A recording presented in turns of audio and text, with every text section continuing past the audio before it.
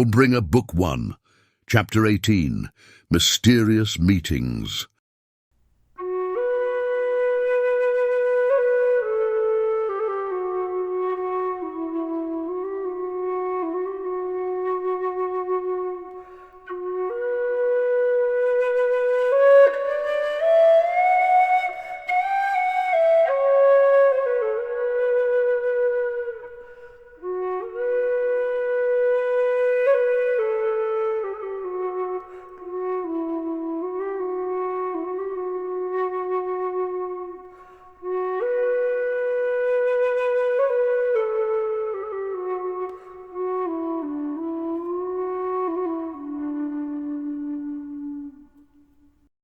Eldarien and Rorlane navigate through the streets of Ristfand, leading their horses by the bridle, until they come to the courtyard in which the temple of Niraniel rises before them. They tie the horses to a post and ascend the steps to the large wooden doors, in which are carved ornate designs and runes, the temple being one of the last remaining places in which the old runes and the ancient language are still recalled. Eldarien runs his fingers along the runes and reads them aloud. Oeniranye ainanu illoenelas, inclesa celianin tua einenenavoas. It translates as Niraniel, goddess of light and love, bend to your children when they cry. He says, and then sees a small handbell suspended to the right of the doorway. He pulls it, and the sound rings out clearly in the air. The two men wait a minute or two, and then the door swings open, revealing the clean-shaven face of a young cleric. He wears the flowing blue robe of a sage and scholar, and bows to them when he sees them. Welcome to the Temple of Niraniel, travelers. Or at least I assume that you are travelers by the look of you. We are, replies Eldarien. We come from the north with important news. How then may I be of assistance? The cleric asks. Could we perhaps speak with the master of your order? The Grand Master lives here, though he is very busy. Perhaps a word about what this news might be is in order. Then I shall know whether it is worthy of his time. I assure you it is, says Eldarien. It concerns the safety of the inhabitants of Ristfand and imperial plans concerning the progress of the war. The expression on the man's face betrays concern and confusion, as if he does not know what to make of these words and is searching in his mind for what to do. At last he says, This way, then. I shall show you to his Radra. The Grand Master, much older than the man who answered the door, also wearing a robe of blue, but with white hair and a beard that make him look both ancient and wise, rises to greet them as they enter his chamber. The man who had first answered the door silently departs with a bow. My name is Ierendal, The Grand Master says kindly, shaking the hand first of Eldarien and then of Rorlane, who introduce themselves in turn. Then he gestures to chairs in front of his desk. Please have a seat. After he is seated opposite them, he continues, You are very welcome here. How may I be at your service? We come bearing a message of gravity for the people of this city. Eldarien begins. We bring news concerning what we have unintentionally witnessed, you could say intercepted, concerning the Empire's plans to attack the city. Syrian's face becomes serious, and his grey-blue eyes reveal an ocean of depth, compassion, and concern. He leans forward in his chair and says, Please tell me all that you can. And so Eldarien does. He recounts the events that unfolded in the barrow of Seragalaptes, and then continues with their journey south and the warnings they issued on their way to Ristfand. Syrian remains silent throughout and does not even voice a single question until Eldarien has said all that he finds important to say. Syrian opens his mouth to reply, but at that moment there is a knock at the door. I think I know who that might be. He says softly, and then in a loud voice, Please come in. The door creaks open, and they all turn as a young woman with long auburn brown hair, clothed in poor tan cloth and dark leather, steps into the room. She sees the guests and bows her head, saying softly, Forgive me. I did not know that you were speaking with someone. No, come in, Elmarie. Syrian says. I wish for you to be present for this conversation, if that is acceptable to my guests. Why would it not be? Says Eldarien. If you trust her to be admitted to our councils, then so do we. I most certainly do. Seeing that there are only 3 chairs in the room, Eldarien rises to his feet and gestures for Elmarie to be seated. Oh no, I couldn't. She says, raising her hands in protest. It is you who should receive our hospitality now, and not we yours. Please, I insist, Says Eldarien. Very well. Elmarie sits in the chair, and Eldarien stands beside her, with one hand on the back of Rorlain's chair and another on hers. But to her surprise, rather than feeling threatened to have this man standing over her, she feels comforted. These men bring us news of the Empire's plan to retaliate. Syrian says, looking at Elmarie. They speak of a military force that is being gathered and shall march upon the city. We know not the time of their arrival, but they heard the agreement itself being made, and I have no reason to doubt these men and the word they bring. But you also have very little reason to trust us. Rorlain says, And so for that trust we must thank you. I have seen many things in my lifetime, Syrian replies. and it is obvious that you speak only the truth. He sighs deeply and adds, And this truth concerns me, for you speak not only of an army of men, but of fell creatures of the earth, or rather of the abyss, who intend to join with the forces of men to bring destruction upon their enemy. It is difficult to believe ourselves. says Rorlain. But we witnessed such creatures with our own eyes and saw the pact being made between a leader of men and a leader of beasts. Then we must act according to this knowledge and prepare as best we can for such a terror. Syrian concludes. We came to speak to you rather than any other, Says Eldarien, because I thought members of the temple more sure of trust than leaders of the government. I hoped that you would be able to tell us whom we may trust with this message and whom we may not. It was a wise decision on your part, Syrian answers. for trust is hard given to the leaders of Ristfand in these days. I myself do not know whether the hearers is trustworthy or not. However, he ordered the quelling of the rebellion in the ghetto, and this seems to indicate that he is willing to harm his own people in defense of the ideals and supremacy of the Empire. To whom then should we address ourselves? Asks Eldarien.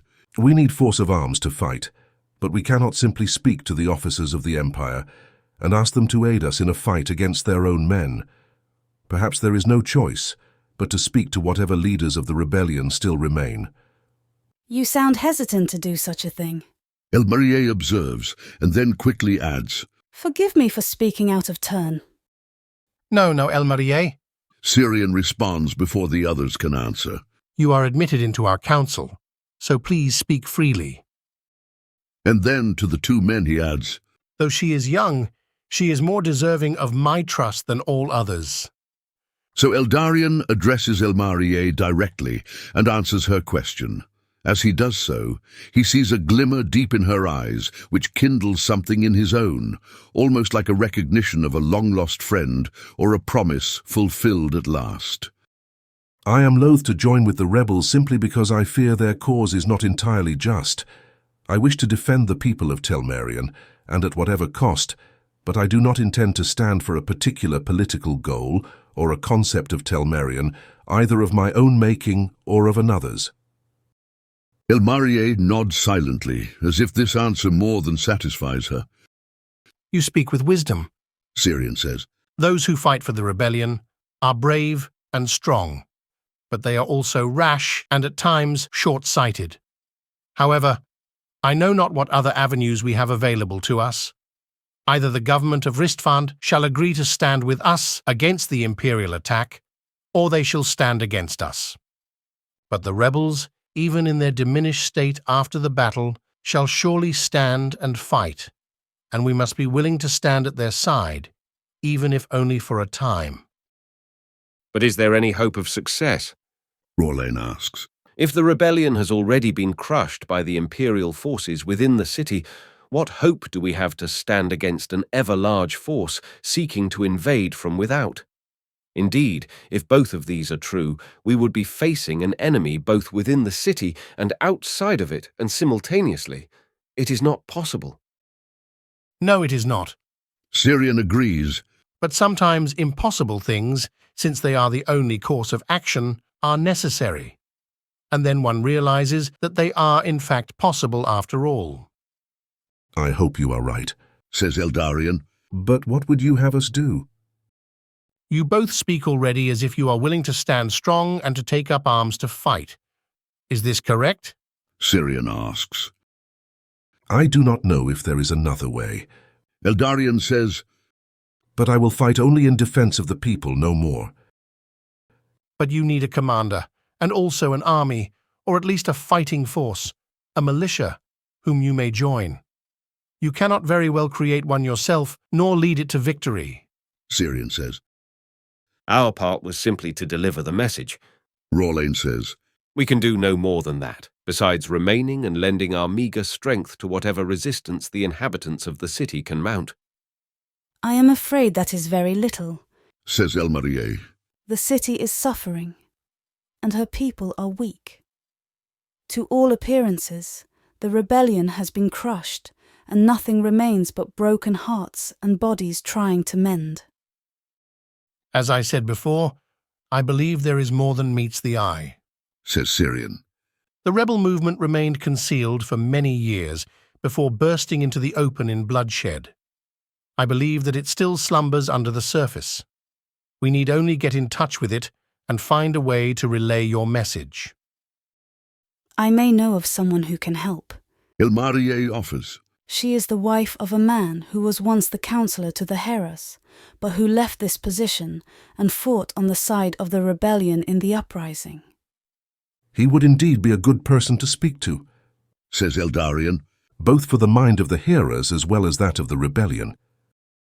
Unfortunately, he was killed during the conflict, Replies Elmarier, softly lowering her eyes. and her 2 children died shortly thereafter during their imprisonment for the crimes of their father. I am sorry to hear that. Eldarien says. Yes, it is a situation of deepest sadness. Elmarier says. But she still lives and is recuperating in the hospital in the ghetto. Perhaps I could bring you to speak with her, and she could aid you in some way. She may indeed. Rorlain answers. But is she well enough for such a conversation? I believe that she is. Then that settles things for our next step. Syrian says. Let us hope that it provides us more steps following. But before anything, I suppose that both of you want to know more about what has happened in the city. Indeed, we do. Says Eldarien. Then I shall tell you what I know. Syrian then relates to the 2 men what he has already explained to Elmarier concerning the intent and accomplishment of the rebel forces and the current state of the city, particularly those in the ghetto. When he has concluded, Eldarien responds, It indeed seems that visiting the ghetto is the best and most prudent course of action.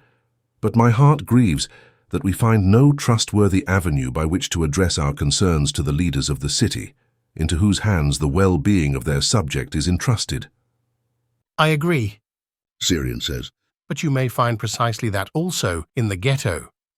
I expect that many leaders of the city are favorable to the rebellion, even if secretly. In the meantime, the citizens should be warned and given opportunity to make provision for themselves, even to flee to the east if they desire. Rorlain adds.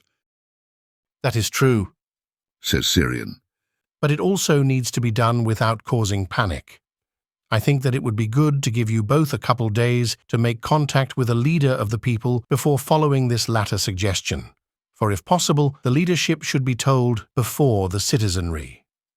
I leave the former in your hands, but as for the latter, you can trust it to myself and the members of the temple. We shall warn our people at the appropriate time and also aid them as much as we are able. Thank you for your cooperation and your aid, Syrian. Eldarien says. And yours as well, Eldarien. We face a threat that far surpasses our native ability to counteract. Syrian says. We will do all that we can, but even then we must turn to prayer before all else. For there lies hope beyond hope, and strength beyond strength. Yes, in that you speak the truth. Eldarien says softly, running his hands through his hair thoughtfully.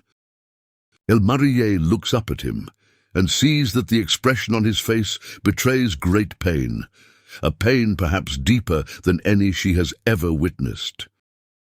And from beholding his face and the depth glistening in his eyes like a mystery hidden at the bottom of an immeasurable pool of water, she feels also his heart. Immediately she knows, in a deep certainty far beyond words, that Eldarien too is a pain-bearer, that he carries the hearts of others, the burdens of others, just as she does. Overwhelmed as she is by this awareness, she is startled when the dialogue continues, and she has to force herself from her own thoughts back to the flow of the conversation. These creatures that we witnessed, Eldarien says to Syrian, do you know what manner of beings they are? I have studied much concerning such things since the rumours first reached Ristfand, replies Syrian. but I have been unable to confirm the truth of my studies until you came, bringing your account as first-hand witnesses. Now I know that what I had judged to be the case is indeed true, that is, to the limits of my current knowledge. I still do not know everything, and mysteries remain which beg for an answer. Whatever you can tell us may prove to be of great importance, says Eldarien. To know the manner of beasts that we fight may help us to discover a way to defeat them. Are they not slain by ordinary means? Syrian asks. No, they are, but I understand. You know not how many there are, nor how they are brought into being. We could find ourselves fighting an immense and innumerable force that would be the downfall of our people. I think this is what we all fear, but this is a fear to which we are afraid to give voice. indeed. Says Eldarien. But if there is a way to prevent them, even to cut off their very origin or their life at the source, They do not even have life. Syrian says, Not in the true sense of the word. It seems that my knowledge concerning these beasts will indeed help answer some questions within your hearts. You know what they are, more than most, since you have seen them with your own eyes and witnessed their terror and their power. But the lore of the past can shed light that experience alone does not give. please, we are listening. Eldarien says.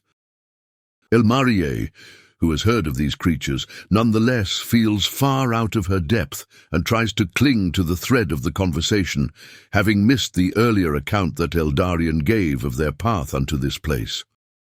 The Druidach, as we call them, Syrian begins. are not men, nor have they ever been. They are not the dead who have been brought back to life. That much you both sensed. But what then are they? They take the form of men, but are not men. They take the form of the living, but they do not live. How is this possible? It is because they are unearthly, wicked creatures born of a dark, forbidden art. Their making is of a power much greater than our own, an ancient evil that lurks in the shadows, ever trying to seduce human hearts who were made of pure light and for pure light, with the allure of darkness. So these are creatures of darkness, born of darkness? Asks Eldarien. Yes, though under all that darkness is to be found a forgery of light. For light alone is life, and these things live indeed, though in twisted manner. Dark itself cannot create, it can only destroy. But if there is any guise of creativity, of making, imputed to the forces of darkness, that is due not to their ability to create or give life, but to their theft of goodness. Whatever made these creatures stole the concept of man, what little hollow part of it that it could possess, and fashioned it into what we now call Druidach. But why would it do this? Roraine interjects. For pride and glory, I suppose, Syrian says. but also for war.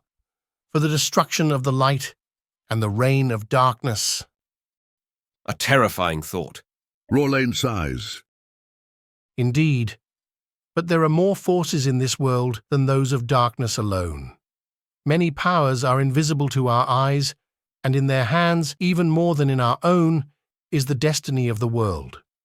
We speak of the gods, and rightly so, but in the ancient days they were called Anaion, the radiant ones.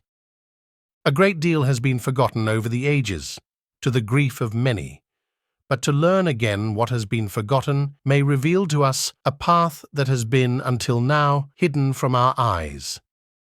How would we do that if it has been forgotten? Rorlain asks. That is a difficult question to answer. Cirion replies. Or rather, it is simple, to find those who have not forgotten. The difficulty lies in finding them. If exist, they do. He rises from his chair and turns to look out the window, crossing his hands behind his back. The others watch him silently for a long moment. But there are enough things to occupy us at present. He continues at last. I will reflect deeply on this and speak with you about anything that I learn or that is made known to my heart. For now, however, let us walk in the way that is clear to us, and do all in our power to protect the people of Ristfand. With these words their councils conclude, and Eldarien and Rorlain take their leave. But just as Eldarien is stepping through the threshold of the door, Rorlain having already gone ahead of him, Cirion calls to him. He turns back and sees the old man looking kindly at him. Yes? He asks. I have seen you before, Eldarien. Cirion says. You came to the temple in the past, did you not? Many years ago I did. He answers. Much has changed since then. Worry not. Cirion assures him. I know what you were then, and I see clearly what you are now. Indeed, I see that the man who prayed in our temple then, the signs of imperial office marking him out clearly, is the same man who stands before me now, bearing the signs of a man of honor and integrity that shine even more clearly than did the insignias of office that he once bore. Eldarien nods silently to this and opens his mouth to speak but finds no words. Instead, he shares a final silent glance with Cirion and then with Elmarie, who stands at his side. The eyes of both seem to pierce under the veil of his pain and to touch something deep within his heart. And by this gaze, a gaze of love and tenderness, his heart is eased, and the spark that he carries within him is kindled to burn still more strongly and transparently.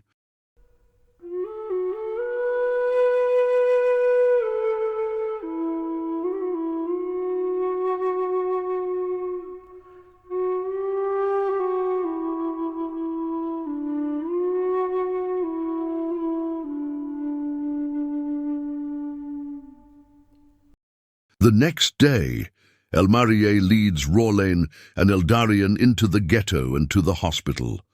Tiliana is seated with her back against the wall and an old blanket draped over her knees, and she looks up as they enter. Good morning, Tiliana. Elmarie says, crouching next to her and wrapping her in her arms.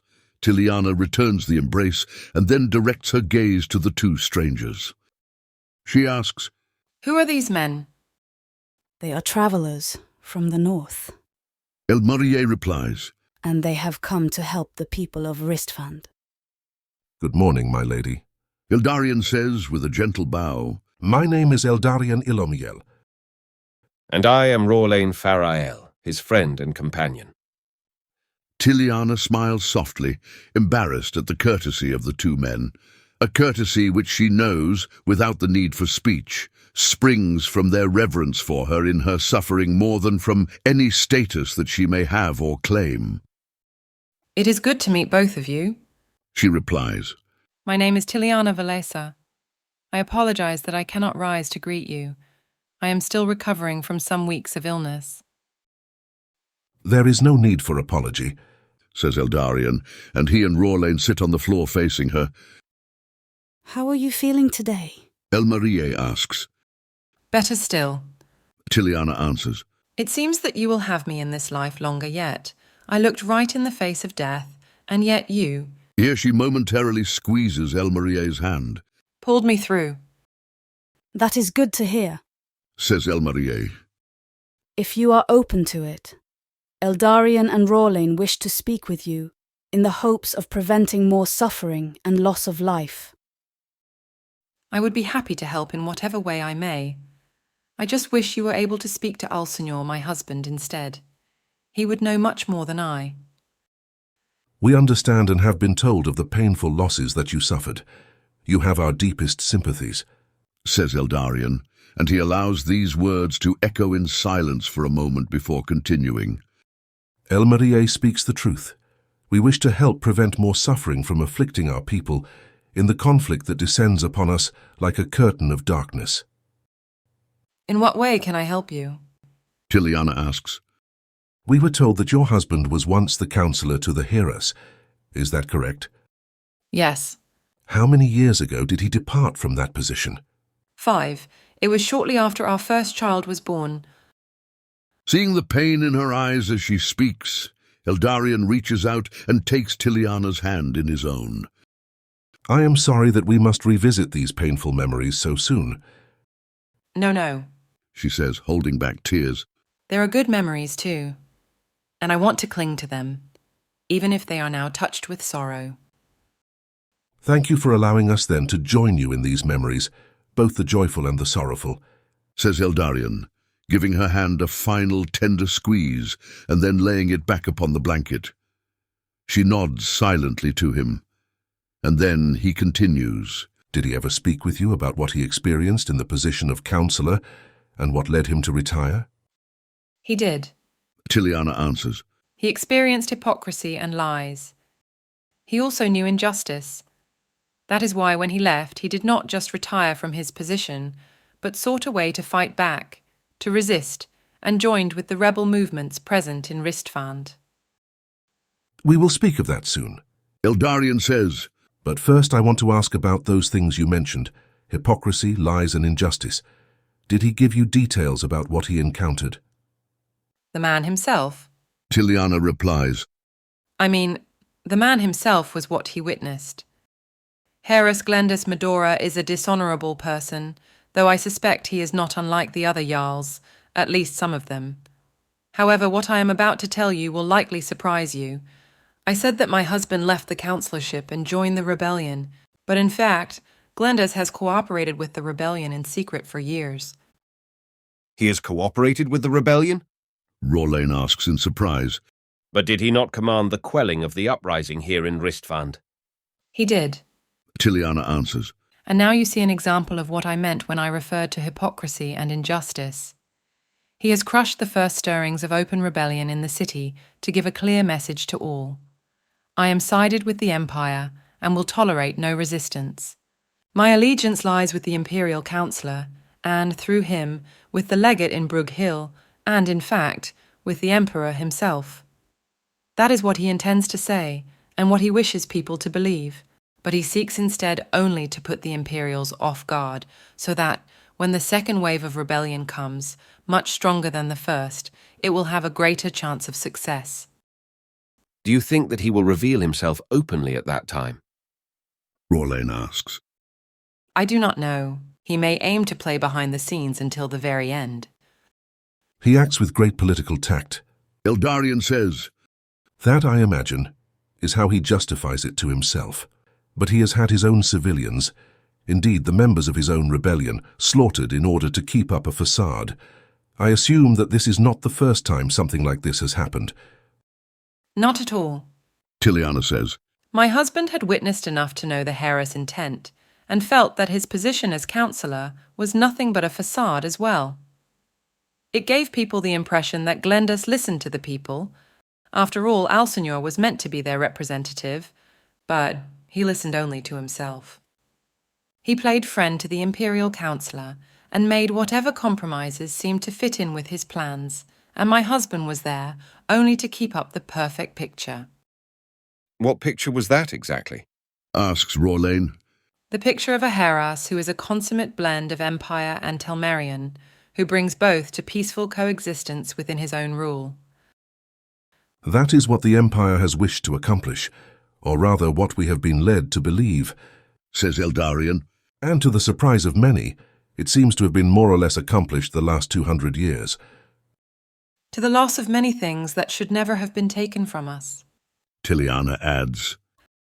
The Telmerion of the past is now lost to us, and if things continue, I fear that even the Telmerion of the present and future will be lost as well.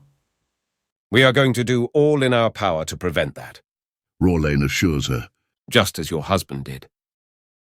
I am grieved at the actions of the Heras, Eldarien says. and at his duplicity. Nonetheless, it is hopeful news to us that he intends to support the rebellion against the Empire. How far he shall follow through with this, of course, we do not know. But now we know with whom to speak regarding the protection of the city from attack. From attack, you say? Tiliana asks. Yes, regretfully, we are here now to bring warning to the people that Imperial troops intend to march upon the city. Eldarien explains. And what then? Then we all stand and fight, Concludes Rorlain. though in your condition, He adds delicately. it might be wise to flee to the east. I wish for no further harm to come to you. Thank you for your concern, but I shall not flee. My health is returning rapidly, and even if I cannot fight with the sword, I will care for those who do so in whatever way I can, and will tend to the wounded as I have been so lovingly attended. Thank you, Tiliana, Elmarie says. for everything. I could not in good conscience do anything else. She replies. But is there anything else that you need? Eldarien runs his hand over his beard as he thinks for a moment, and then says, We will need to speak with the Heras and warn him of the coming attack. But if he is living, as you say, a life of hypocrisy, doing so may bring about bad fruits as well as good ones. What do you think could happen? asks Elmarie. I am not sure. It is difficult to judge the mind of a man I have never met. I see not how he could deny such a threat to the very well-being and existence of his city. He may rather be forced to reveal his true intentions and take up arms with the rebellion on behalf of the very people of Ristfand. But that would be the best scenario. He may also betray his people and side with the Empire if he has something to gain. Rorlain adds. That is true. Agrees Eldarien. Although I suspect he will seek to walk a line somewhere between the two extremes. If I understand anything about hypocrisy, that is its way, to give the appearance of unconditional goodness while underneath lies duplicity. May it be that he publicly supports the Empire while secretly relaying the word to the forces of the rebellion? Asks Elmarie. Would such a course be feasible? I suppose it is, Tiliana says. though that would leave the ordinary citizen in the dark. It seems clear that either way, good or ill, he is going to bring word to the members of the rebellion. Eldarien says. And that is why we must speak with him, whatever else may come of it. And what about the rest of Ristfand? Elmarie asks. As Syrian said, Rorlain answers. the members of the temple can help spread the word. However, we also suspect that more people armed for battle will be coming to Ristfand from the settlements to the north, hoping to aid in the defense of the city. Says Eldarien. We asked for aid on our journey here, but to come to the aid of a city on the brink of invasion that is not even aware of the threat of attack, that would be deeply disconcerting for those brave souls. It seems that these questions will remain unanswered until we speak with the Heras. Rorlain says. I really don't see what good continuing to deliberate about his possible responses shall bring. Then let us go immediately to speak with him. Eldarien says, turning to Rorlain. We will bring word to you immediately, He continues, looking at Elmarie. so that you may know his mind and may act accordingly. What a grievous ill, Tiliana says, by way of conclusion. when the citizens have little hope of protection by their lawful leader, but instead must fear him.